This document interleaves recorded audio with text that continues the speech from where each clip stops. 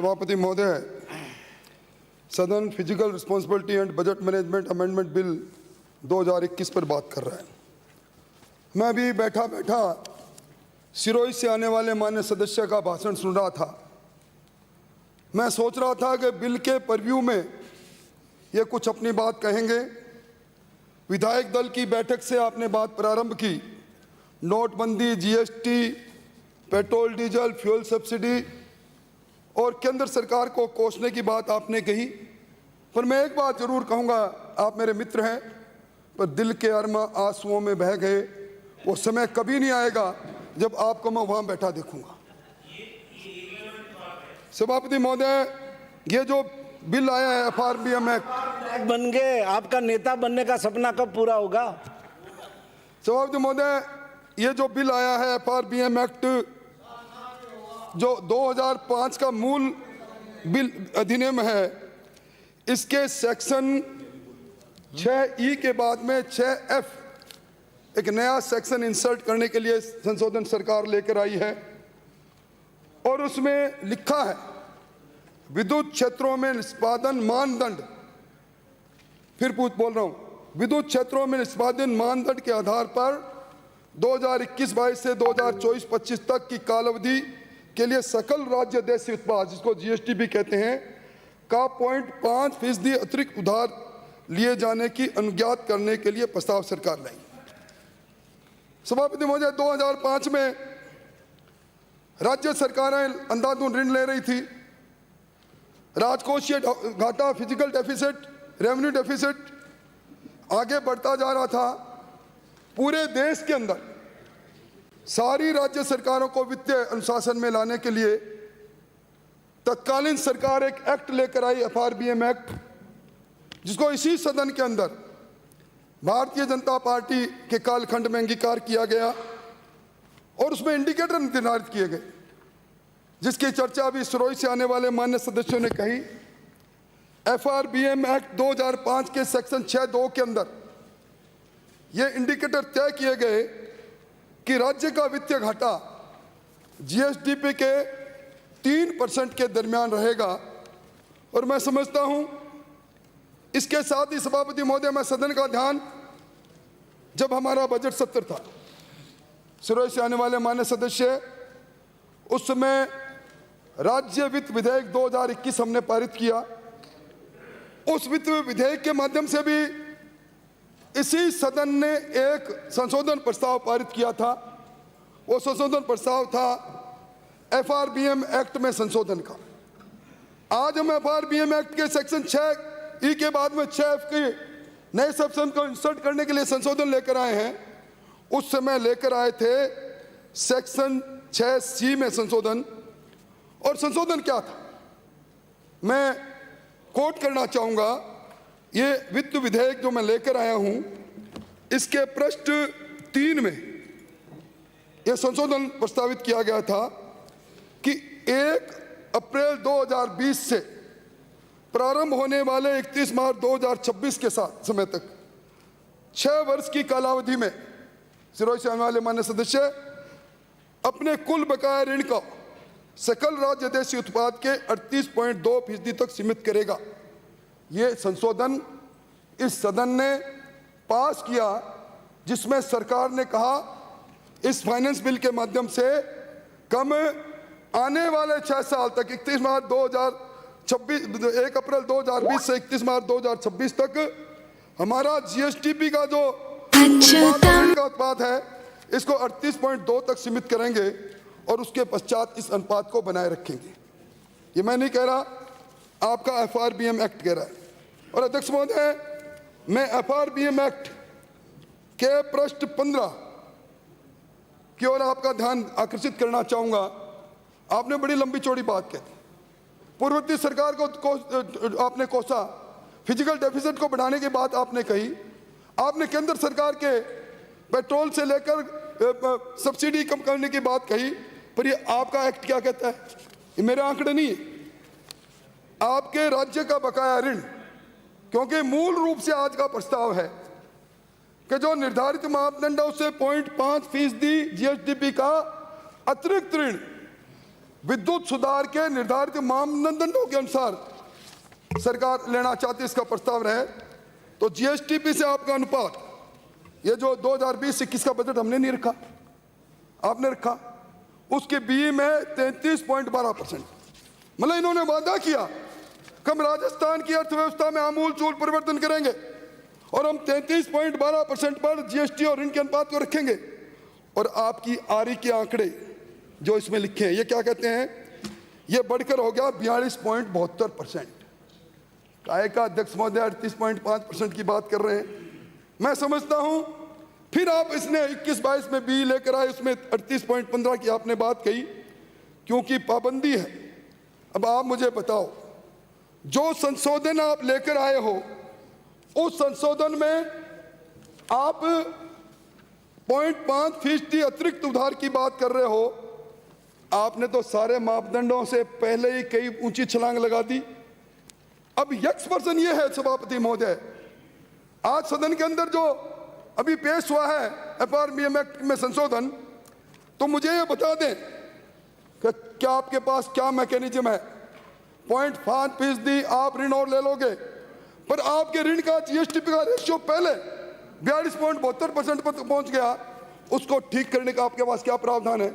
मंत्री महोदय आप बताना मुझको।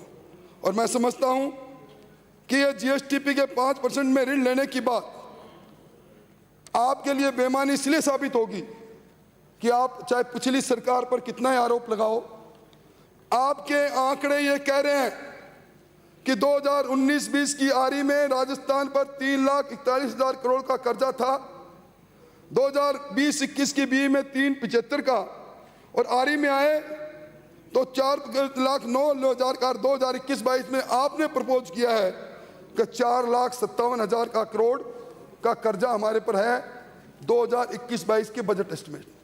और जितने रिवाइज एस्टिमेट में आओगे, मैं दावे के साथ कह रहा हूं ये 6 लाख आंकड़े को पार करेगा।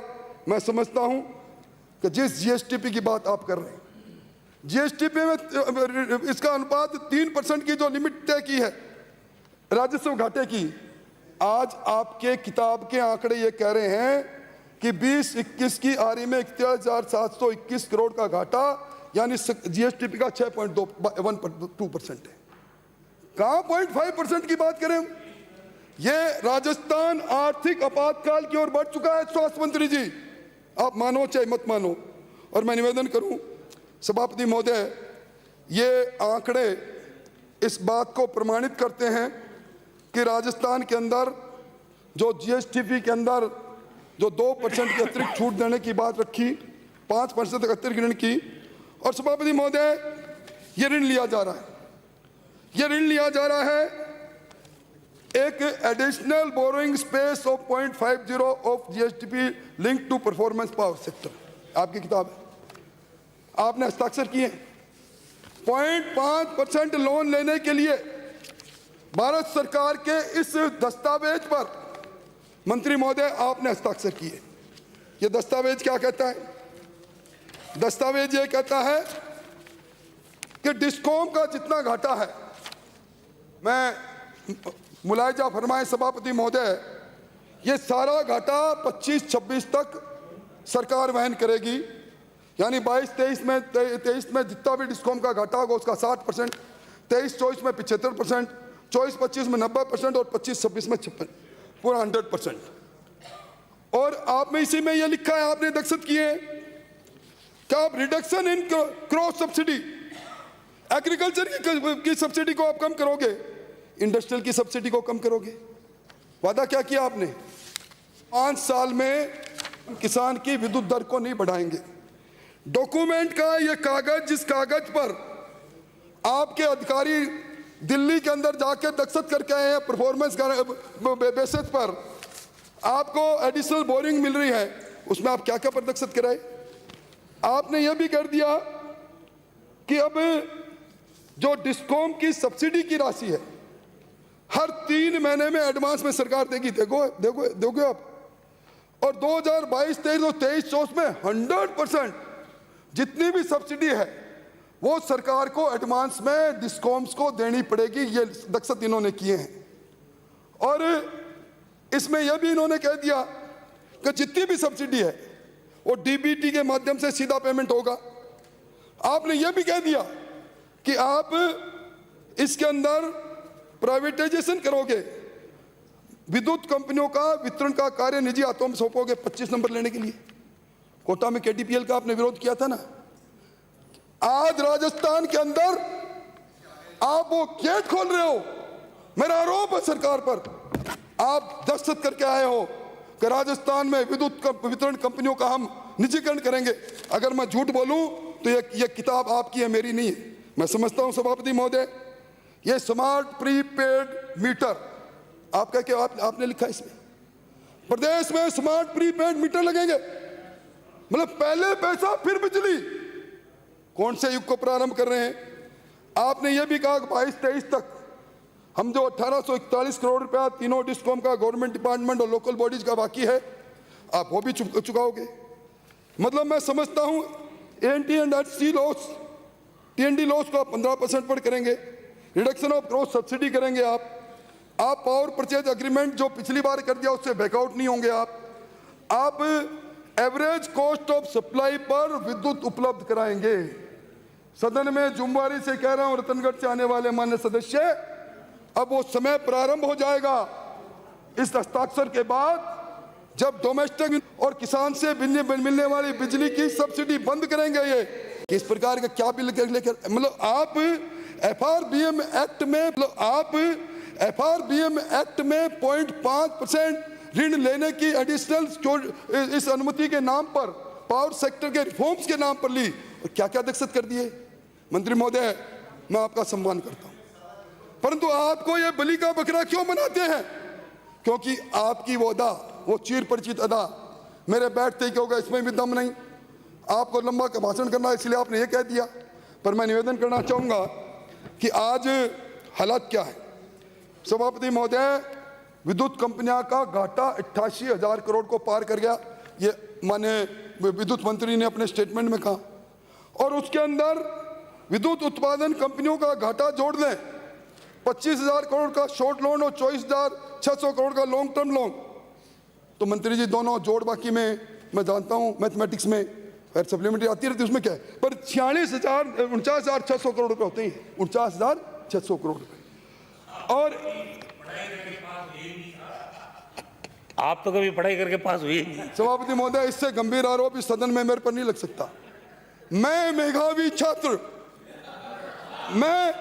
मेरे पर ये आरोप लगे, मैं वो पुरानी बात बता दूंगा, वो ठप।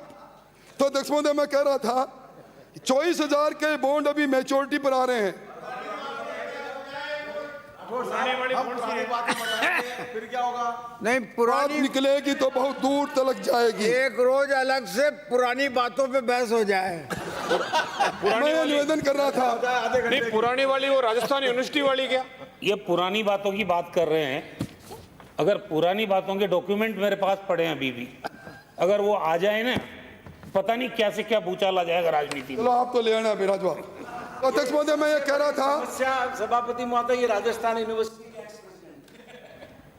सभापति महोदय, मैं कह रहा था आज की तारीख में विद्युत वितरण विद्युत कंपनियों पर 1,37,000 का घाटा है। और अब जो बॉन्ड जो मैच्योरिटी पर आ रहे हैं वो बॉन्ड भी 24,000 करोड़ के हैं। मैं समझता हूं कि इस प्रकार की आर्थिक आपातकाल में राजस्थान बढ़ चुका है, और जिस तरह एडिशनल बोरिंग स्पेस के नाम पर 5% जीएसटीपी का परफॉर्मेंस पावर सेक्टर में ऋण लेने की बात इन्होंने कही, ये राजस्थान में एक तरह से ये सारी कंडीशन जो आप मान के आए हो राजस्थान के उपभोक्ताओं के साथ अन्याय है। अतः इस बिल को जन्म जानने के लिए प्रचारित किया जाए। जोगलावटी,